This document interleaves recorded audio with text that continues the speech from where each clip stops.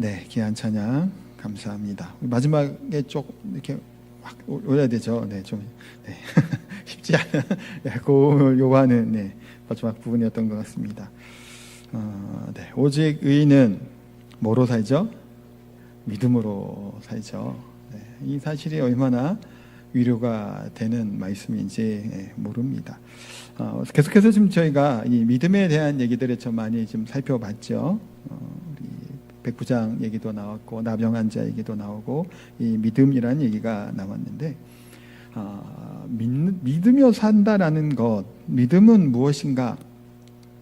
뭐 그런 생각을 한편 해보게 됩니다.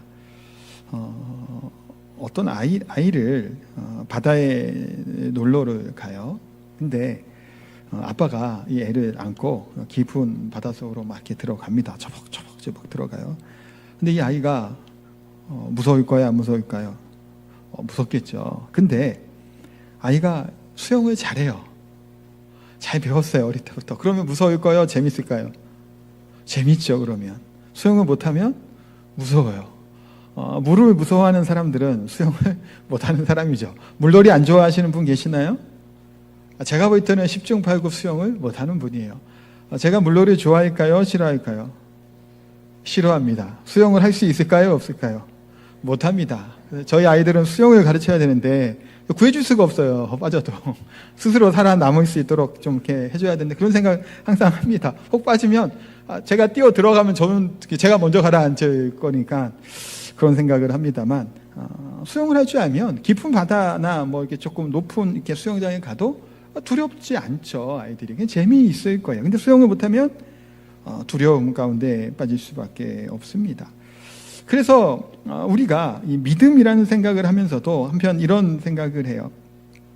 때로는 하나님이 이 깊은 바다에 아니면 좀 물놀이 가운데 우리 자녀들을 데리고 가는 것처럼 때로는 하나님이 때때로 우리를 어디 가운데 좀 이렇게 밀어 넣으셔야 한다는 표현은 조금 가하고 좀 이렇게 데려가는 것 같은 느낌이 들 때가 있는 거예요. 고난 가운데, 좀 고통 가운데 때로는 우리를 이렇게 갈 때가 있습니다.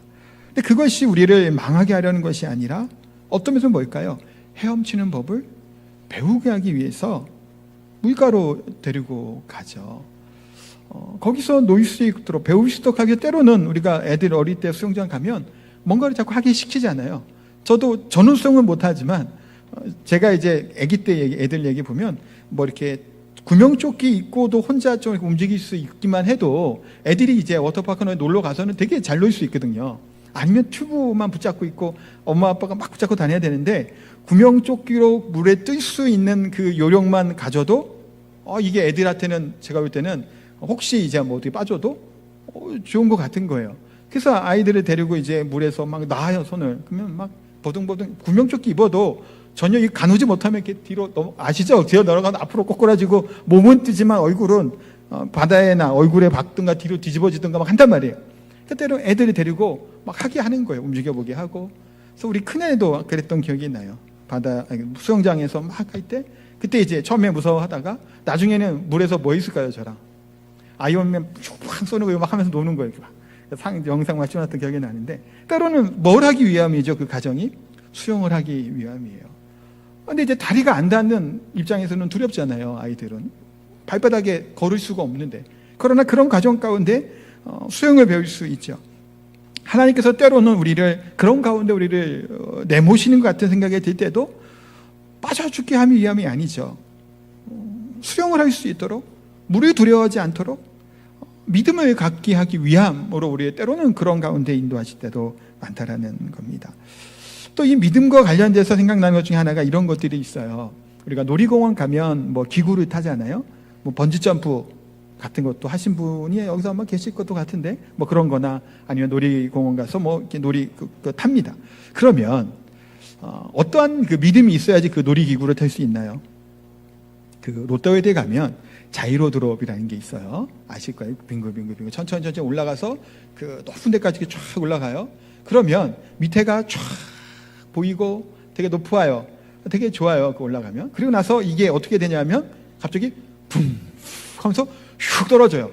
그런데 이 레바랑 이게 나를 잡아주지 않으면 어떻게 되는 거예요? 하늘로 날아가 버려요. 아니면 뭐 청룡열차 같은 거 여러 가지 놀이기구가 많죠. 어떤 기구는 거꾸로 사람을 매달아 놓고 멈춰 있어요. 그냥 이렇게 얘가. 그러면 이 벨트가 이게 나를 지탱해 줘야 되잖아요. 만약에 이게 지탱하지 않는다면 떨어지죠. 그러니까 기본적으로 놀이기구를 타든 번지 점프를 하든 뭐 그런 것들 할 때 뭐를 믿는 거예요? 이 기구가, 이 벨트가, 이 레버가 나를 뭐 해주는 거예요? 붙들어 줄 거라고 하는 확신과 믿음이 있으니까 뭐 하는 거예요? 그거 타는 거예요. 그거 믿음 없으면 못 타요. 무섭단 말이에요. 그렇죠? 빠르게 가는 청룡열차도 머리 부딪힐 것 같아요. 막 안으로 싹싹 들어갈 때 보면. 근데 이게 안 부딪힐 거를 알고 그러고 그것을 탄단 말이에요. 현대를 살아가는 우리들에게도 때로는 누군가를 믿는다라고 하는 게 쉬운 일은 아니죠. 저 사람 내가 신뢰할 수 있을까? 나를 속이는 게 아닐까? 겉으로는 그런 것 같은데 속으로는 딴 마음을 품나? 라는 생각을 때로는 어때요? 우리가 하잖아요. 그러니까 불신하는 경우도 사실은 참 많아요. 또 나보다 똑똑하지 않으면 더 잘 못 믿죠. 좀 똑똑한 것 같으면 때로는 이렇게 믿는 경우들이 있습니다. 그래서 예를 들어 뭐 보험 같은 거를 설계하는 분들은 막 설명해 준단 말이에요. 이러이러해서 이런 것들이 필요하고 이런 보장들도 해갖고 막 설명을 해줘요. 근데 그걸 막 들으면 어떤가요? 보통 필요하구나 생각이 들어서 가입을 하죠. 그래서 요긴하게 이제 하는 경우들도 있어요. 그런데 말하는 사람이 말하는 게 신통치 않은 것 같아. 그게 잘 모르는 것 같고 나보다 뭐 긴가민가 하면 가입을 할까요? 안 할까요? 안 하죠. 안 해요. 그러면. 그래서 제가 병원에 가서 그 우리 애들 아기 때요. 서울에 있을 때 소아과를 가서 애기 진찰을 하고 하는데 그 젊은 이제 의사 선생님인데 뭐 얘기를 하는 게 저보다 나이가 어려 보였던 것 같아요. 근데 말을 하는데 확신을 가지고 말을 하는 것 같은 거예요. 의사들은 어떤 상담을 하잖아요. 이렇게 하다고 해서 이렇습니다, 저렇습니다. 거의 단정 짓듯이 이렇게 말을 쓰는데 그게 신뢰가 가게 되는 거예요. 저도 그 생각이 든 게 목사가 설교를 하는데 확신을 가지고 설교를 해야 우리 성도가 들을 때 아멘하고 그렇구나 하는데 그런 것 같기도 하고 아닌 것 같기도 한 것 같습니다. 뭐 이렇게 두리뭉실 얘기하면 안 듣겠더라고요. 의사의 그런 얘기를 들을 때도 확신해 갖고 얘기하니까 그렇듯한 거예요. 내가 알지 못하는 것들을 얘기해주고 또 그렇다고 하니까 믿어지게 되는 현상들이 나타나더라는 거예요.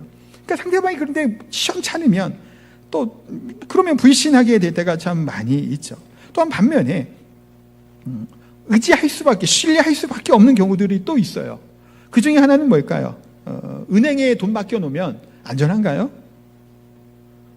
그 믿음이 있잖아요. 은행에서 내 돈을 갖고 어떻게 하지 않을 거라고 하는 믿음이 있어요. 돈을 맡기고 내가 원할 때 찾을 수 있다는 게 있죠. 근데 일본 같은 경우는 그 은행 그런 게 이렇게 발달이 좀 많이 안 됐다 그래요. 은행에 잘 안 맡긴다는 얘기도 이제 들었는데 왜 그러냐 그랬더니 2차 대전 당시에 일본 정부에서 은행에 있는 돈을 다 갖다 썼대요. 군비가 부족하니까. 그러니까 이 국민들 입장에서 심리적으로 뭐가 이제 자리 잡고 있을까요? 이거 또 어떻게 해먹을 있으면 어떡할까 하는 그 불신이 좀 있다라는 얘기를 아마 이게 그 벌고세계에서 그런 이제 에서 난 것 같은데 그런 말들이 있더라고요. 그럼 사실은 못 믿잖아요. 한번 내 거 누가 해먹은 사람이 있으면 그 사람한테 뭐 맡길 수 있을까요? 안 되죠. 근데 어쨌든 그래도 우리나라 같은 경우는 뭐 그런 일이 없었어요. 그러니까 은행에 맡겨서 못 찾을 일은 없죠. 최소한 5천만 원까지는 모아놔요. 정부에서 보장해줘요. 그래서 제2나 뭐 그 삼경에서 우리가 적금이나 그런 것들 해도 우리 수협 같은 경우도 마찬가지죠. 아니 신협도 다 금융권 낮잖아요. 그래도 5천만 원까지 적금 드는 건 전혀 문제가 없어요. 왜냐하면 나라에서 보장해주기 때문에 최소한 나라를 믿기 때문에 우리가 저축을 하고 적금을 든단 말이에요. 아이들을 어린이집에 유치원에 보내요. 최소한 뭐에 대한 믿음을 갖고 보내는 건가요? 그래도 우리 아이 잘 돌봐줄 거라고 하는 마음을 갖고 가요. 병원에도 아까 병원 얘기했지만 의사에게 내 몸을 맡깁니다. 수술을 해요. 이 사람이 어떻게 수술할지 어떻게 알아요? 그런데 최소한 뭐를 갖고 가죠? 믿는 거예요. 그렇게 그래도 이렇게 하기를. 근데 때로는 이 믿음을 배신하는 경우들이 있죠. 내 돈을 갖고 튄다든가. 예전에 이제 뭐 갯돈 같은 거 보일 때 그 제주도 그런 거 많이 예전에 하죠. 갯돈 튀는 사람들 있잖아요. 주는 것처럼 싹싹 몇 번 주고 나서 이제 해갖고 그냥 튀어버리고 그런 경우를 기도하고 또 이제 실수 어린이집이나 어디 애들을 맡겼는데 사실 좀 문제되는 경우들 또한 사실 발생하기도 하고요. 의사의 그런 것들도 사실은 있습니다. 사실 그래서 때로는 우리가 불신하는 시대를 살아가지만 그럼에도 불구하고 어느 정도 또 믿는 그런 분야도 있다라는 생각을 해보게 돼요. 믿음이라는 것이 이제 신앙 가운데 어떻게 우리 성경은 말씀하고 있나요? 앞에서 얘기했듯이 반복해서 여러 번 나와요. 그 중에 하나가 뭐예요? 백부장의 믿음이었어요. 이방인이었죠. 이리에게는 뭐라고 예수님이 칭찬하시죠? 이스라엘에서도 이렇게 큰 믿음이 있는 사람 못 봤다고 얘기할 만큼 칭찬을 하십니다. 두로와 시돈 땅에 가셨을 때도 귀신 들린 아이의 딸을 둔 여인이 있었어요. 예수님께 고쳐달라고 간청해요. 예수님 뭐라고 하시죠? 자녀의 떡을 개에게 주지 않는다는 거예요. 굉장히 모욕적인 말을 해요. 그럼에도 불구하고 있습니다. 개들도 주인의 상에서 떨어지기는 부스러기는 먹으니 그거라도 먹겠다고 간절하면 예수님께 나아갈 때 예수님 뭐라고 하죠? 여자여 내 믿음이 크다라고 말씀하십니다. 이렇게 칭찬받고 크다라고 칭찬한 사람들이 있는 반면에 돌풍이 불고 오늘 본문에 그렇죠. 예수님이 주무시는 이 본문 가운데는 제자들에게 예수님 뭐라고 하죠? 믿음이 작은 자들아 라고 때로는 책망합니다. 왜 의심하느냐라고 또 얘기도 하시죠. 오늘 본문의 제자들은 풍랑을 만났어요. 18절 말씀 잠깐 볼까요? 우리 앞에 지난주에 봤던 건데 말씀 잠깐 볼게요. 예수께서 무리가 자기를 애워싸는 것을 보시고 건너편으로 가기를 명하시니라. 예수님께서 제자들에게 이제 강 건너편으로 가자라고 얘기하세요. 왜 가자라고 하셨죠? 무리가 애워싸는 거예요. 많은 무리들이 이제 몰려든 겁니다. 네, 컴퓨터 소리입니다. 네. 그래서 많은 사람들이 고침을 받아요. 귀신이 떠나가게 되죠. 그러면 지금 어떤 상황인가요? 굉장히 예수님에 대한 인기와 또 분위기가 굉장히 고조 막 되고 있던 중이에요. 그러면 이때 뭐 해야 되나요? 더 뭐 해야 될까요? 이럴 때 물이 들어왔을 때 뭐 해야 돼요? 노를 저어야죠. 예수님이 뭐예요? 그냥 건너가자는 거 피해 간 거예요, 사실은. 사실은 성공적인 이 사역과 뭐 그런 것들이 기대될 만한 상황임에도 불구하고 정반대로 예수님을 가기를 명하시고 그 길을 갔던 겁니다. 많은 병자들을 고치시고 또 수많은 무리들이 쫓아오고 또 앞서서 한 서기관 찾아왔잖아요. 서기관은 종교 지도자라 그랬죠. 그 사람조차도 예수님을 따르겠다고 얘기를 한 거예요. 얼마나 좋은 그 상황이에요, 분위기가. 근데 예수님은 떠나자 그런 거예요. 23, 24절 볼까요? 배에 오르심에 제자들이 따랐더니 바다에 큰 놀이 일어나 물결이 배에 덮이게 되었을 때 예수님께서는 주무시는지라. 자, 이 상황이 어떤 상황이죠? 아까도 했지만 많은 무리들이 쫓아오고 뭔가 성공적으로 이 사역들이 막 진행되는 이때에 이걸 내버려 두고 건너편으로 간 거예요. 갔더니 그 23절에 뭐가 특별히 나오죠? 따랐더니라고 하는 말이 나옵니다. 이 중요한 단어예요. 뭐라고요? 따랐더니 예수님을 따르는 거예요. 이 따랐다고 하는 게 어디서 나오나요? 19절에 잠깐 볼게요. PPT는 없어요. 한 서기관이 나와 예수께 아뢰되 선생님이여 어디로 가시든지 저는 뭐 하려고요? 따르리이다. 따른다라고 하는 거예요. 제자도를 얘기하셨죠, 예수님. 그런데 마태복음에서 유독 이 같은 본문을 가지고 이제 마가복음, 누가복음에도 동일한 본문이 나와요. 이게 나오는데 거기에는 따르니라고 하는 말로 사용하지 않아요. 다른 표현을 쓴단 말이에요. 근데 마태복음에서는 뭐라고 나온다고요? 제자들이 따랐더니 서기관이 따르리니 제자로 따르는 자의 삶으로 연결해서 지금 성경은 우리에게 설명해주고 말씀해주고 있는 거예요.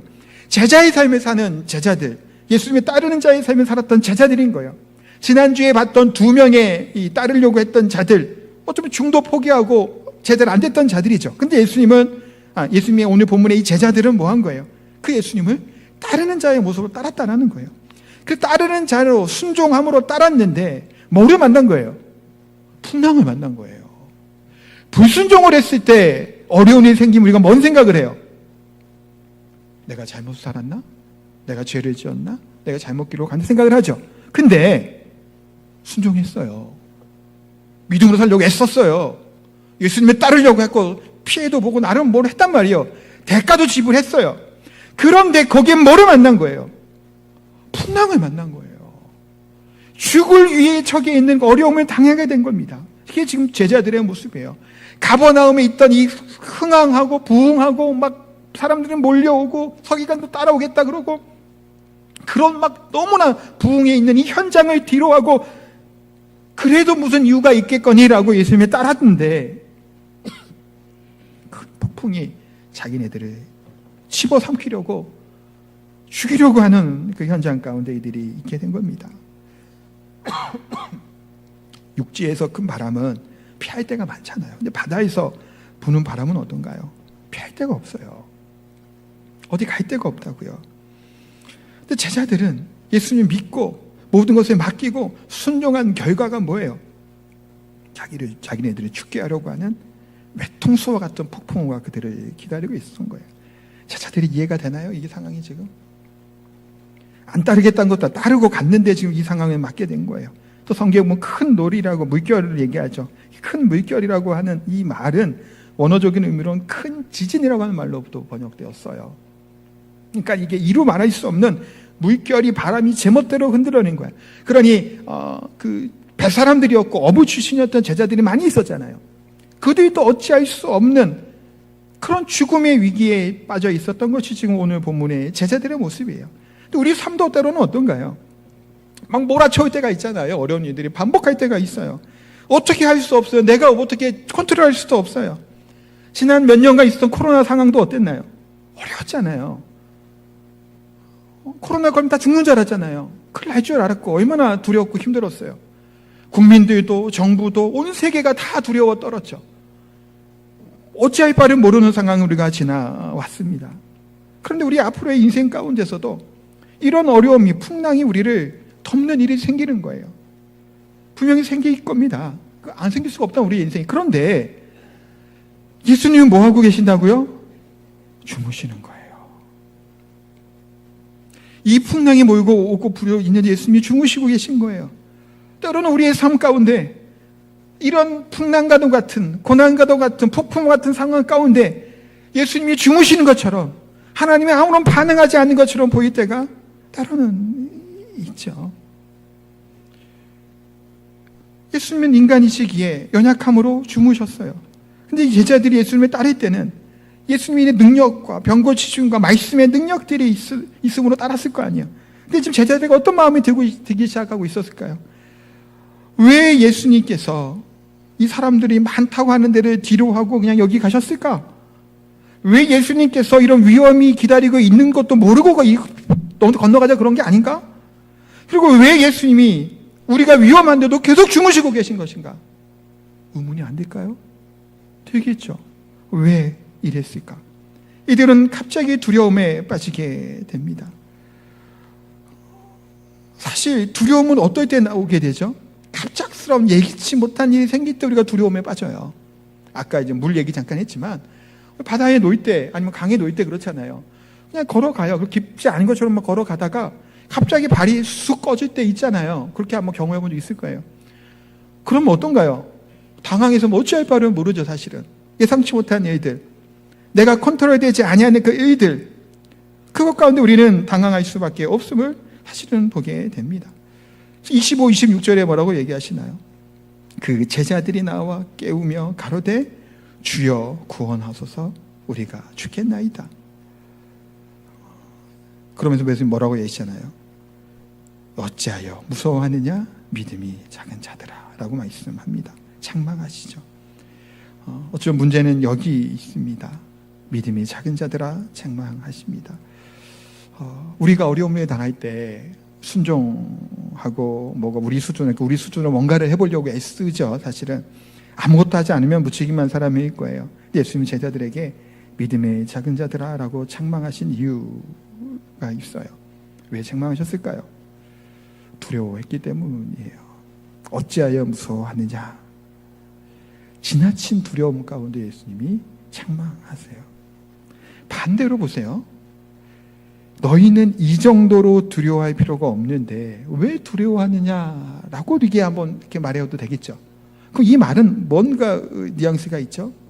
또 위로가 돼요. 한편으로 잘 묵상해 보세요. 아니 이 정도밖에 안 되는 것 같고 두려워할 필요가 있을까? 라는 의문이에요. 근데 지금 이 제자들의 위험은 어느 위험이에요? 생명에 죽을 위험이에요. 그런데 예수님 입장에서는 이 생명의 위험도 뭐예요? 아무것도 아니라는 거예요. 두려울 게 아니라는 거예요. 제자들 입장에서는 죽을 지경이죠. 예수님 입장에서는 아니에요. 그게 내가 지금 같이 있는데 그게 왜 두렵냐라는 거예요.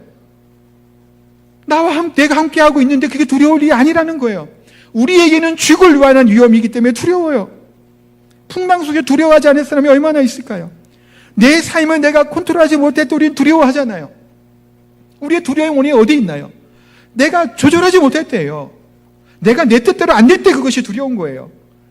때로는 우리의 질병이 우리를 덮쳐올 때 우리는 뭐하죠? 두려울 때가 있죠. 왜 두렵죠? 고치지 못할까 봐 아니에요. 암이 왜 두려워요? 암하면 연상되는 게 뭐예요? 죽는다라는 거예요.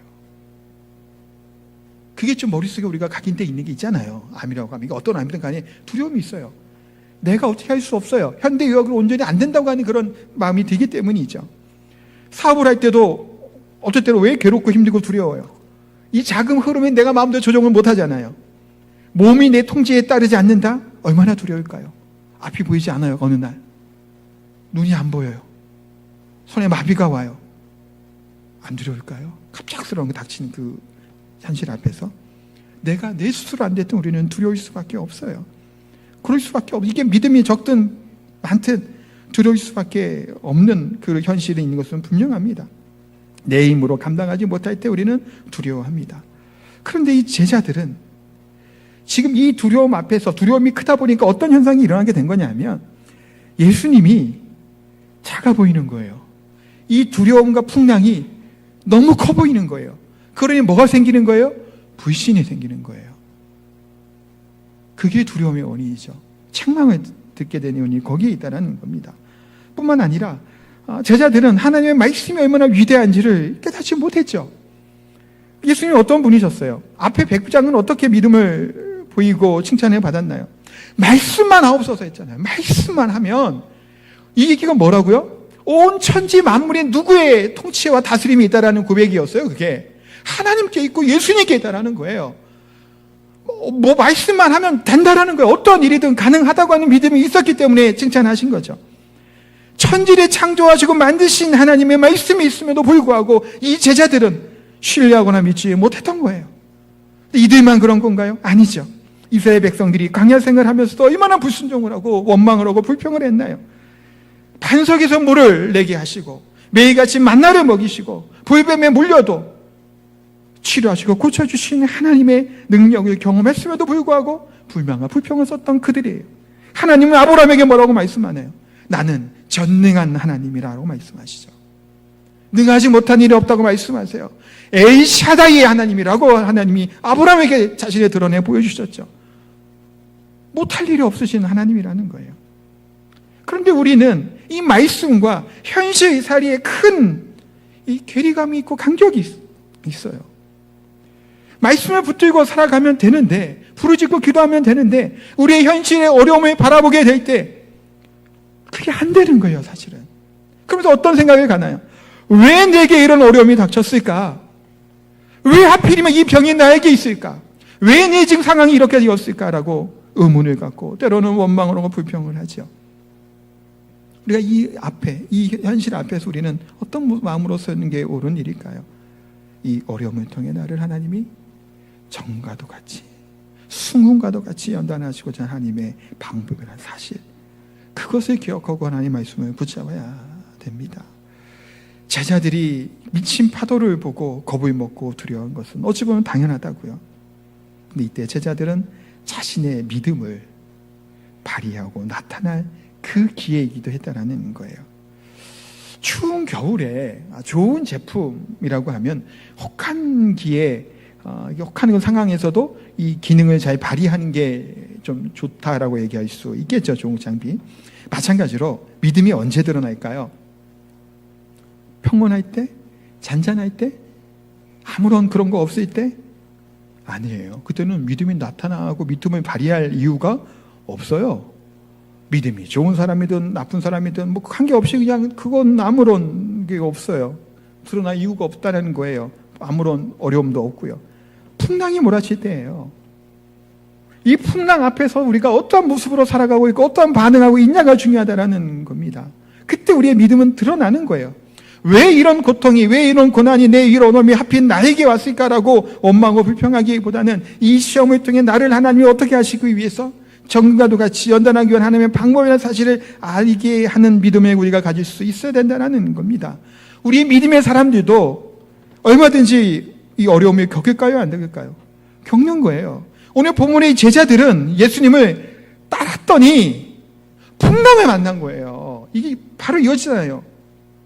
따랐는데 풍랑이 일었어요. 아브라함이 본토 친척 아비 떠났더니 뭐가 나온 거야? 기근에 만나고 흉년에 만난 거예요. 순종하였더니 어려움이 생긴 거예요. 순종 안 했기 때문만이 아니에요. 순종하고 따라가는데 믿음으로 살려고 하는데 내가 이해하지 못하는 일들이 때로는 우리 앞에 가로막는 거예요. 우리를 흔들어 놓는다라는 거예요. 그때 우리는 어떤 마음으로 서야 되냐라는 거예요. 다니엘의 세 친구를 아실 거예요. 그들은 어떻게 믿음을 지키고 믿음 가운데 살아갔나요? 느부갓네살 왕의 신상 앞에 절하라 그러잖아요. 절할 수 있나요? 절할 수 없어요. 우상에게 절할 수 없기 때문에.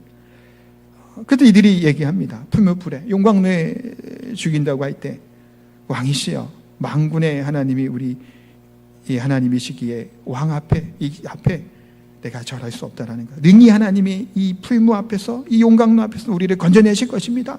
그런데 그리 아니하실지라도 절하지 않겠습니다.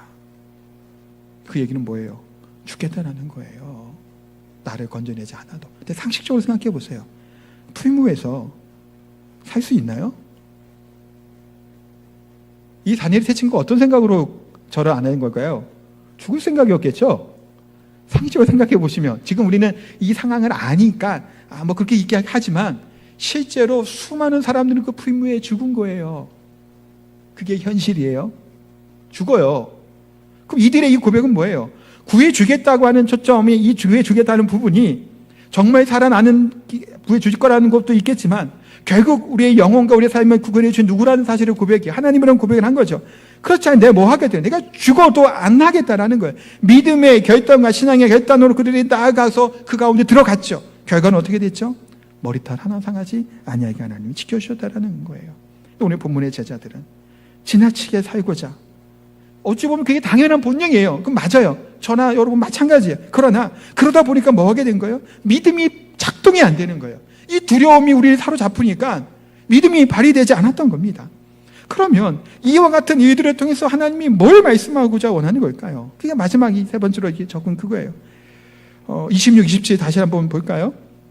곧 일어나사 바람과 바다를 꾸짖으니 아주 잔잔하여 되거늘. 그 다음 27절이에요. 그 사람들이 놀랍게 여겨 이르되 이가 어떠한 사람이기에 바람과 바다도 순종하는가 하더라. 자, 여기 보면 27절에 그 사람들이 누구를 얘기하는 거죠? 누구를 포함할까요? 제자도 포함하는 거예요. 이 제자들이 예수님이 뭐라고 불렀어요? 주여 우리가 죽겠나이다. 주여 불렀잖아요. 근데 믿음을 발휘하지 못하네요. 주여 했는데 그렇게 살지도 못하고 두려워 떨고 있죠.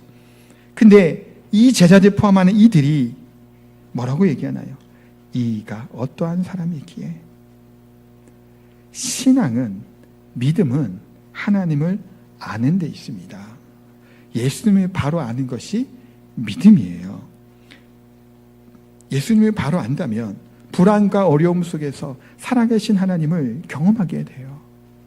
그래서 이런 사람은 어려움을 통과한 후에는 이 동일한 어려움이 있을지라도 뭐 하게 되죠? 이겨낼 수 있는 힘과 동력을 거기서 얻게 되는 거예요. 믿음은 사실은 이런 환경 가운데 믿음을 발휘한다라고 말씀을 드렸잖아요. 사실 우리가 그냥 편안할 때는 모르죠. 그래서 제가 일부도 잠깐 얘기했지만 군대에 있던 제 친구 얘기 예전에도 한번 얘기했던 것 같아요. 행군을 하잖아요. 행군을 하고 하면 굉장히 힘들어요. 수통에 물 하나 받아갖고 가는데 뭐 큰 무리도 아니고 조금씩 먹으면서 갑니다. 그래서 열심히 가다가 다른 옆에 있던 이 동기의 물이 다 떨어진 거예요. 하여튼 얘가 뭘 요구하죠? 물 좀 줄 수 있냐고. 너무 힘드니까. 근데 제 친구가 이 물을 줬을까요? 안 줬을까요? 안 준 거예요. 다 먹었어, 없어. 그러면서 본인이 내 믿음이 이렇구나. 내 수준이 이것밖에 안 되는구나 생각했던 거예요. 그 친구는 대단한 친구였어요. 고등학교 때부터 정말 믿음과 신앙 가운데 살아가고 하나님이 먹여주시는, 까마귀가 물어주는 그런 삶을 학생 때부터 살면서 그렇게 헌신적으로 살았던 친구였거든요. 근데 그런 정말 이거 어쩌면 갈증 나고 힘든 그 여정 가운데 자기 자신을 발견했다는 얘기를, 휴가 나와서 그 얘기를 하더라고요. 네, 수준이 이렇구나. 때로 우리가 아무렇지 않을 때는 누구나 다 홀리하고 거룩해요. 근데 그 현실 앞에 닥쳤을 때 우리가 어떤 반응을 하느냐, 그게 우리의 믿음이죠. 그게 우리의 현실이다라는 겁니다. 그렇기 때문에 하나님을 바로 알면 그 상황 가운데서 우리를 지키시고 인도하신 하나님을 경험하게 되면 힘을 얻는 거예요. 믿음의 힘을. 군대 얘기를 했으니까 한 번 더 얘기 드리면, 훈련을 왜 받을까요? 군대 가서 특히 행군을 해요. 이렇게 40km 막 걷거든요. 근데 보시면 한 번 행군을 성공 완주를 하고 나면 다음번 행군할 때 완주할 수 있을까요? 없을까요? 해요. 근데 보세요. 군대 갔다 오면 아실 거예요. 그 낙오되는 친구들이 있어요. 그 친구들은 항상 어떻게 할까요? 낙오해요. 낙오하는 친구는 항상 낙오해요. 놀랍게도 거의 그래요. 완주 못해요. 한 번 완주하고 나면 그 다음번에 또 걸어대요. 걷게 되는 거예요. 우리가 사실은 그런 경험들이 많잖아요. 그런 걷는 거 행군뿐만 아니라 한 번 경험했던 것, 겪어봤던 것들은 우리가 그 경험이 있기 때문에 이겨내죠. 하나님께서 우리의 불안함과 이런 고통 가운데 우리를 놓으실 때 뭐 하기 위함이에요? 그런 상황 가운데 뭘 보게 하는 거예요? 하나님이 어떠한 분인지를 알게 하기 위함이다라는 거예요. 오늘 본문에 예수님께서 일어나 바람과 바다를 꾸짖으시니까 바람과 바다가 잔잔하게 되었죠. 예수님의 말씀의 능력이 그 믿는 사람에게 자연까지도 정복하는 힘이다는 생각을 예수님이 알려주시는 거예요.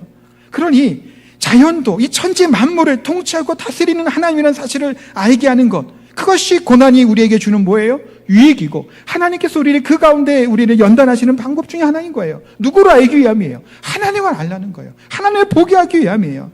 고난 가운데 믿음으로 승리하는 경험을 한 후에는 동일한 비슷한 고난과 어려움이 있을지라도 뭐 하게 돼요? 좌절하거나 두려워하지 않아요. 왜냐하면 경험을 했기 때문이에요. 미친 듯이 날뛰는 바다를 바라봐도 예수님 말씀하셨죠. 이런 것 가지고 두려워할 필요가 없다라는 거예요. 천지창을 창조하시는 전능하신 하나님, 능할 것이 없는 이 하나님께서 우리와 함께 하시잖아요. 임마누엘 하시잖아요. 근데 왜 두려워하냐라는 거예요. 그러기에 우리는 금과 은이 우리에게는 없을지라도 하나님의 말씀이 우리에게 있음을 믿고 고백하시기 바랍니다. 은과 금은 없거니와 내게 있는 것을 있음으로 원행원이 일어나 걸어라 하겠던 베드로와 제자들의 고백, 우리의 삶에 은과 금이 때로는 없을 수 있어요. 그러나 우리는 믿음이 있죠. 누구를 아는 믿음이에요? 하나님을 아는 믿음이 우리 가운데 있다라는 거예요. 사도 바울이 죄수의 신분으로 로마로 끌려가던 중에 유라굴로라고 하는 큰 폭풍을 만나게 됩니다. 살 소망이 끊어졌어요. 폭풍 가운데 다 죽을 거로 여겼죠. 낙심하고 비창하고 있을 때 하나님이 바울에게 말씀하셨잖아요. 내가 너희들을 다 하나도 빠짐없이 구해주겠다고, 살려주겠다고, 구원해주겠다고 말씀해. 그 확신의 말씀의 음성 가운데 바울은 그들을 격려하고 이끌어서 모두가 다 안전하게 하나님의 말씀대로 되었던 것을 경험하게 됐죠. 사랑하는 성도 여러분, 예수님이 우리보다 능력이 많으신 분이신 줄 믿습니다. 우리 하나님, 우리보다 능력이 많으시고 전능하신 하나님이신 줄 믿습니다. 그런데 예수님을 따라가는 이 삶 가운데서도 우리의 뭐를 만난다고요? 풍랑을 만나요. 어려움을 당한다고요. 그때 우리는 뭘 배워요? 예수님을 배우는 거예요. 하나님을 배워나가는 거예요. 인생의 어려운 문제, 그 방법은, 해결할 방법은 우리 하나님께 있다는 사실 우리가 깨닫게 된다는 겁니다. 그래서 우리 사랑하는 성도 여러분, 하나님께 시선을 두시기 바랍니다. 세상을 보고 폭풍우를 보면 무서워요. 누구나 알고 보면 무서울 수밖에 없어요. 설교하는 저라고 안 무섭겠어요? 다 무서울 수밖에 없어요. 그렇기 때문에 누구를 봐야 돼요? 우리의 시선과 눈을 하나님께 고정해야 돼요. 풍랑을 바라보면 베드로가 물 위에 걷다가 빠져버렸잖아요. 아니 걸었는데도 빠졌어요. 걷고 있었는데 이거 뭐 어처구니가 없어요. 근데 그게 우리들의 현 주소라는 거예요. 하나님을 볼 때, 시선을 하나님께 고정하게 될 때 우리의 인생을 운전하시고 역사하시고 이끄시는 하나님을 경험하게 되실 줄 믿습니다. 그 은혜로 살아가는 저와 성도들 다 되시기를 예수님의 이름으로 축복하고 기도합니다. 우리 찬양하겠습니다. 우리 시선이라고 하는 찬양 하나님께 드립니다.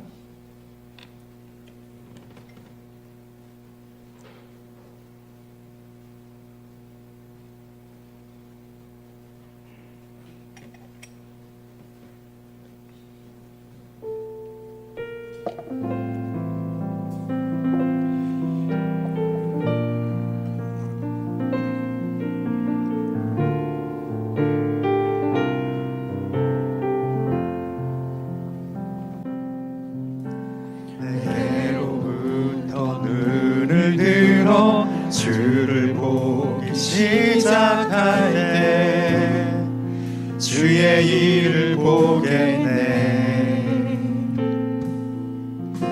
내 작은 마음 돌이키사 하늘에 꿈꾸게 하네. 주님을 볼 때 모든 시선을 주님께 드리고 살아계신 하나님을 느낄 때 내 삶은 주의 역사가 되고 하나님이 일하기 시작하네. 2절입니다. 성령이 나를 변화시켜 모든 두려움 사라질 때 주의 일을 보겠네. 광대한 땅 한가운데서 주님 마음 알게 되리. 주님을 볼 때 모든 시선을 주님께 드리고 전능하신 하나님을 느낄 때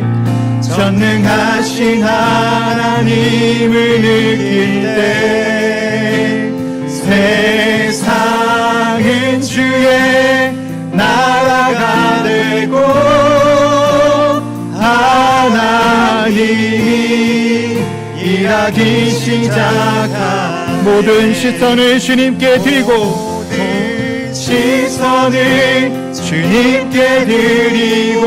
살아계신 전능하신 하나님을 느낄 때 세상은 주의 나라가 되고 하나님이 일하기 시작하네. 같이 한번 기도하겠습니다. 이 시간 기도 드리실 때 눈을 들어 하나님을 바라보시기 바랍니다. 현실 앞에 있는 풍랑, 때로는 우리의 상황 가운데 우리가 잘못해서가 아니라 때로는 예수님을 따랐고 순종했고 제자의 삶을 살려고 애씀에도 불구하고 풍랑이 우리를 흔들어 올 때가 있습니다. 그때 그 가정을 두고 우리를 뭐하게 하시는 거예요? 믿음을 갖게 하시고 예수님을 보게 하시는 거예요. 하나님을 알게 하시는 거라는 겁니다. 이 시간 기도 드릴 때 우리의 시선을, 우리의 눈을 하나님께 고정하게 하여 주옵소서. 우리가 어떠한 환경과 형편 가운데서도 세상을 바라보며 이 현실을 바라보며 두려움 가운데 빠지는 것이 아니라 시선 하나님께 고정함으로 믿음의 삶을 살아가고 또 믿음을 발휘할 수 있는 그와 같은 우리의 삶이 되게 달라고 말씀을 기억하고 같이 합심해서 한번 기도하도록 합니다. 기도하겠습니다. 하나님, 이 시간 기도합니다. 하나님을 신뢰하게 하여 주옵소서. 이 폭풍우 가운데, 이 우리가 주는 이 가운데 우리를 망하게 하시고 우리를 죽이려고 하는 것이 아니라 그 가운데서 살아계신 하나님을 알게 하십니다. 이가 어떠한 사람이기에 어떠한 분이시기에 바람과 바다도 풍랑도 잠잠하게 되고 하는 이 하나님의 알려주심의 오늘 말씀처럼 우리가 이 삶들 가운데 이와 같은 어려움 가운데서도 또 미래를 발휘해야 되기 때에서도 하나님 믿음을 받을 수 있는 저희 삶이 되게 하여 주시고 예수를 바로 알게 하여 주옵소서. 하나님의 어떤 분을 알게 하여 주시옵소서. 그것이 믿음의 시작입니다. 하나님 알아가는 믿음 것이 하나님 가운데 살아갈 수 있도록 잘 되게 하여 주시고 대등한 거룩하고 존귀하신 하나님, 전능하신 하나님의 이름을 찬양합니다. 능치 못할 일이 없으신 엘샤다의 하나님의 이름을 높이오니 이 하나님께 우리의 시선을 고정하게 하여 주옵소서. 이 세상의 풍랑을 보게 될 때, 어려움을 보게 될 때, 내 손으로 내가 스스로 컨트롤하지 못하고 조절하지 못할 때 우리가 두려움에 빠지는 줄 압니다. 이 노후를, 내 모든 컨트롤하는 것들을 내가 하지 못하면 하나님께 이 길을 맡겨드릴 수 있는 저희들의 삶이 되게 하여 주옵소서. 그 우리 하나님이 온전한 항해가가 되셔서 우리의 여정들을 하나님의 선하시고 원하시는 방법대로 우리를 이끌어내실 줄 믿습니다. 그 믿음과 확신을 가지고 살아가는 복된 저희들의 삶이 되게 하여 주옵소서. 또한 귀한 예물 감사의 마음을 담아 하나님께 올려드립니다. 드려진 손길을 위해 하나님 더 많은 은혜와 복을 주시고 물질적으로 부족하지 않도록 풍족함을 더하여 주옵소서. 또 이 예물을 통해 주의 몸된 교회가 하나님 나라가 확장되어지며 또 하나님이 기뻐하시는 귀한 사역들을 잘 감당할 수 있도록 하나님의 은혜 베풀어 주옵소서. 우리 사랑하는 성도들, 또 육신의 질병으로 또 마음이 상함으로 하나님께 나오지 못하는 분들 또한 있습니다. 예수 그리스도의 이름으로 치유하여 주옵소서. 예수 그리스도의 이름으로 깨끗게 하여 주옵소서. 예수 그리스도의 이름으로 건강한 나무를 입고 하나님께 나오게 하여 주옵소서. 모든 상황과 모든 연약함들이 예수님의 이름 앞에, 그 표열 앞에 깨끗함으로 회복됨으로 일어나게 하여 주옵소서. 우리 사랑하는 성도들, 매일매일 삶을 통해 이 믿음을 고백하며 내가 믿음을 발휘하게 될 때, 그 형편이 될 때, 풍랑이 몰아오게 될 때 믿음 가운데 살아가고 하나님만을 보는 사랑하는 성도들 다 되게 하여 주옵소서. 감사드리며 예수님의 이름으로 기도하옵나이다. 아멘. 우리 다 함께 일어나셔서